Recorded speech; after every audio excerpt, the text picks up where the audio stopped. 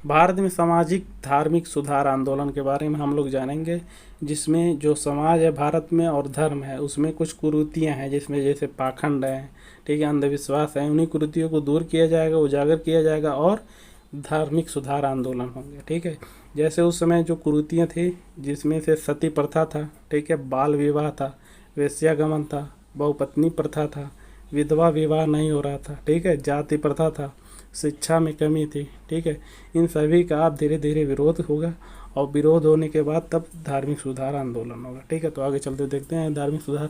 पहले हम जान लेते हैं संगठन और उसके संस्थापक जान लेते हैं कि संगठन कौन है और संस्थापक कौन है। ठीक है, तो ब्रह्म समाज के संस्थापक हैं राजा राम मोहन राय। ठीक, प्रार्थना समाज के हैं आत्मारंग पांडुरंग। ठीक है, यंग बंगाल आंदोलन के हैं हेनरी विवियन डेरोजियो। ठीक, आर्य समाज के हैं दयानंद सरस्वती।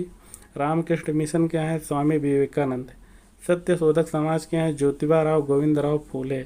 आर्य महिला समाज के हैं पंडिता रमाबाई। ठीक है, भारतीय ब्रह्म समाज के हैं केशव चंद्र। अब ये ब्रह्म समाज अलग है, ये भारतीय ब्रह्म समाज अलग है। ठीक है, इसके ब्रह्म समाज के हैं राजा राम मोहन राय जो इम्पोर्टेंट है। यह भारतीय ब्रह्म समाज जो है केशव चंद्र सेन है। ठीक है, सर्वेंट ऑफ इंडिया सोसाइटी की स्थापना गोपाल कृष्ण गोखले ने की थी। और गोपाल कृष्ण गोखले जो हैं गांधी जी के राजनीतिक गुरु हैं और इनके गुरु थे, तो इनके राजनीतिक गुरु हैं महादेव गोविंद नाडे। ठीक है, ये इनके गुरु हैं राजनीतिक गुरु। और सर्वेंट ऑफ सोसाइटी बताए थे। थियोसॉफिकल सोसाइटी की स्थापना जो है वे एक विदेशी संस्था, ठीक है, इसकी स्थापना एनी बेसेंट ने की थी और ये भारत में प्रसिद्धि दिलाई थी। ठीक, अब सुधार के कुछ कारण जान लेते हैं। ईसाई मिशनरियों का प्रवेश जब 1813 में हुआ, ठीक है, तो इनका यह लक्ष्य था कि भारत में अपना बाजार तैयार कराना था। तो भारत में बाजार तैयार कराने के लिए इन्होंने सबसे पहले धार्मिक बुराइयों को सीधे प्रहार किया और सामाजिक कुरीतियों को उजागर किया। ठीक है, इन्होंने बताया, मतलब ईसाई मिशनरियों ने ही बताया कि धार्मिक बुराइयां और सामाजिक कुरीतियों को उजागर किया। ठीक है, अंग्रेजी शिक्षा का प्रभाव भी, जैसे पहले क्या था कि वेद और उपनिषद पढ़ते थे, ठीक है, कुरान हदीस केवल पढ़ते थे, यानी कूपमंडगुप्ता के शिकार थे। तब जब इन्होंने अंग्रेजी शिक्षा जब पढ़ी तो जाना कि महिलाएं बहुत काम कर रही हैं, महिलाएं देश संभाल रही हैं, महिलाएं राज्य संभाल रही हैं, राजपाट कर रही हैं। ठीक है, तो इनकी सोच अब धीरे धीरे बड़ी होने लगी। ठीक है, और महत्वपूर्ण व्यक्तित्व का जन्म भी हुआ, जैसे राजा राम मोहन राय, विवेकानंद, ठीक है, आदि लोगों ने सुधार के कारण किए और सुधार किया। अंग्रेजी साहित्य का प्रभाव भी मिला, जैसे विश्व के साथ जोड़ने का काम हुआ। ठीक है, अंग्रेजी साहित्य ने विश्व के साथ जोड़ने का काम किया कि कूपमंडगुप्ता वाली विचारधारा को इन्होंने पूर्ण रूप से समाप्त करने का प्रयास किया। ठीक है, अंग्रेजी साहित्य ने, जैसे उपनयन संस्कार होता था पहले, तो अब उस समय नहीं हो रहा है। मैंने शिक्षा जाने के लिए पहले उपनयन संस्कार हुआ करता था, लेकिन अब ये समय नहीं हो रहा है।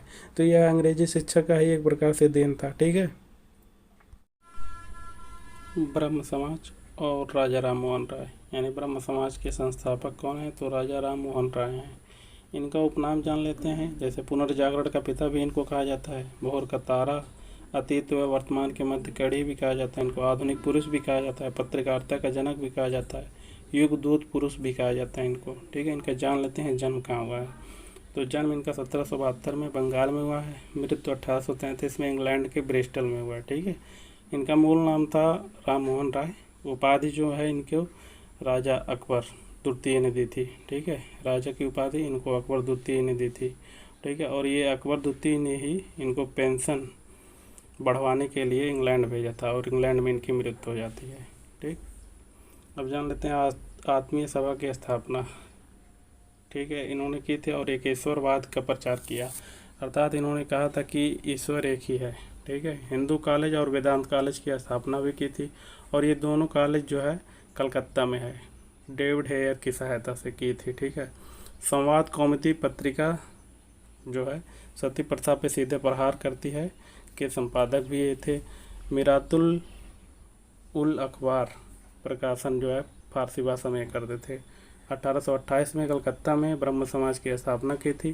ठीक है, पहले ब्रह्म समाज का नाम ब्रह्म सभा था, बाद में ब्रह्म समाज हो गया। ठीक है, 1829 में बंगाल में सती प्रथा को बंद करवाया, किसकी सहायता से? तो लॉर्ड विलियम बेंटिक की सहायता से। 1830 में पूरे भारत में सती प्रथा बंद कर दी गई। ठीक है, तो वैसे याद कर सकते हैं 30 है और 30 का उल्टा हो जाएगा सती, यानी सती प्रथा 1830 में बंद कर दी गई थी। ठीक, अब प्रार्थना समाज के बारे में जान लेते हैं। प्रार्थना समाज के जो है इसमें महिलाओं के सुधार पर ज़्यादा केंद्र किया गया था। ठीक है, काम किया गया था। इसकी स्थापना जो है 1867 में हुई थी, महाराष्ट्र में हुई थी। संस्थापक हैं आत्माराम पांडुरंग। ठीक है, प्रेरणा कहाँ से मिली थी? तो केशव चंद्र सेन से इनको प्रेरणा मिली थी और प्रसिद्धि महादेव गोविंद रानाडे ने दिया था। ठीक है, तो ये महाराष्ट्र के सुकरात के रूप में भी जाने जाते हैं। ठीक, और इनके केशव चंद्र सिंह ने गोपाल कृष्ण गोखले की सहायता से सर्वे ऑफ इंडिया सोसाइटी की भी स्थापना की थी और पंडित रमाबाई आर्य महिला समाज की भी स्थापना की थी इन्होंने। आर्य समाज व दयानंद सरस्वती के बारे में जान लेते हैं। यानी आर्य समाज के संस्थापक दयानंद सरस्वती हैं। ठीक है, ये आर्य, पहले तो जान लीजिए कि आर्य वैदिक काल में, ठीक है, इन्होंने वेदों की ओर, यानी इनका जो ध्यान आकर्षण था वो वेद पर था। इनका मूल नाम था मूलशंकर। इन्होंने वेदों की शिक्षा ली विरजानंद गुरु से। ठीक है, वैराग्य की शिक्षा ली स्वामी पूर्णानंद गुरु से। ठीक है, और इनकी एक पुस्तक है सत्यार्थ प्रकाश आर्य समाज का, जिसे बाइबल भी कहा जाता है। ठीक, इन्होंने नारा दिया था, बहुत ही फेमस नारा है, वेदों की ओर वापस लौटो। ठीक है, इन्होंने शुद्धि आंदोलन चलाया था। ठीक है, लेकिन विवाद है। शुद्धि आंदोलन का मतलब यह है कि मुस्लिम को, कुछ हिंदू थे जो मुस्लिम बन गए थे, बाद में उनको हिंदू बनाया गया, तो उसी को कहते हैं शुद्धि आंदोलन। वैलेंटाइन सिरोल जो है, इन्हें भारतीय शांति का जनक कहा जाता था। मतलब इन्हें नहीं कहा जाता, आर्य समाज को कहता था कि भारतीय शांति का जनक, जबकि वैलेंटाइन सिरोल ने हैं वो पंडित बाल गंगाधर तिलक को भारतीय शांति का जनक कहा है, और इनकी जो सोसाइटी है इनको भारतीय शांति का जनक कहा है। फिर पाखंड खंडनी पताका भी नाम से इन्होंने पत्रिका। और आर्य समाज जो है वो दो चीज़ों पे बल दी थी, एक स्वदेशी, दूसरा स्वराज पर। ठीक है, 1875 में दयानंद सरस्वती ने आर्य समाज की स्थापना बम्बई में की थी। ठीक है, 1877 में इसका मुख्यालय लाहौर कर दिया गया, मुंबई से लाहौर कर दिया गया। ठीक, अब रामकृष्ण मिशन के बारे में जानेंगे, जिसकी स्थापना या संस्थापक स्वामी विवेकानंद जी हैं। 1893 में अमेरिका के शिकागो शहर में विश्व धर्म सम्मेलन हो रहा था।